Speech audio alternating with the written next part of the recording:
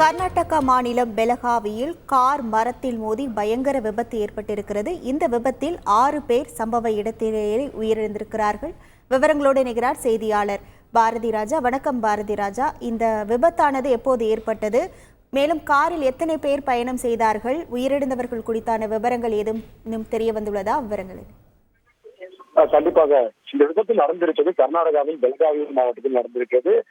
ஒரு காரில் திருமணத்திற்கு சென்றிருக்கிறார்கள் தார்வாட் பகுதியைச் சேர்ந்தவர்கள். இவர்கள் அனைவரும் கித்தூர் பகுதியில் நடந்த ஒரு திருமண விழாவில் கலந்து கொள்வதற்காக நேற்று தார்வாடில் இருந்து புறப்பட்டு பெலகாவி மாவட்டத்திற்கு சென்றிருக்கிறார்கள்.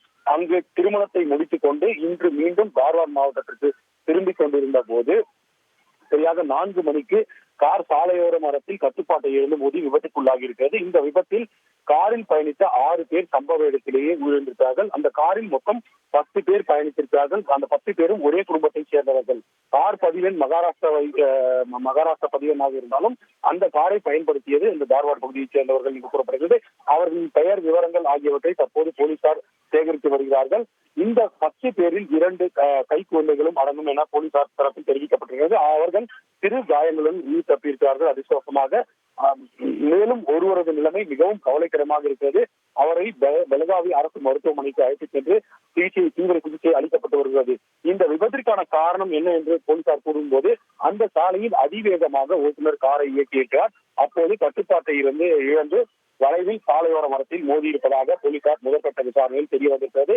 இருப்பினும் வேறு ஏதேனும் காரணம் இருக்கிறதா, அதாவது மதுபோதையில் வாகனம் இயக்கப்பட்டதா, ஓட்டுநர் மதுபோதையில் வாகனத்தை இயக்கினாரா என்பது உள்ளிட்ட விசாரணைகளானது நடைபெற்று வருகிறது. ஒட்டுமொத்தத்தில் ஒரே குடும்பத்தைச் சேர்ந்த 6 பேர் உயிரிழந்திருப்பது, அதுவும் திருமணத்திற்கு சென்றுவிட்டு மீண்டும் வீடு திரும்பும் போது நடந்திருக்கும் இந்த விபத்து பெரும் சோகத்தை ஏற்படுத்தி இருக்கிறது.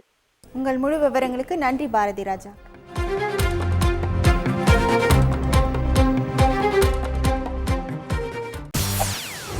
செய்திகளை உடனுக்குடன் தெரிந்து கொள்ள உடனே சப்ஸ்கிரைப் பண்ணுங்க.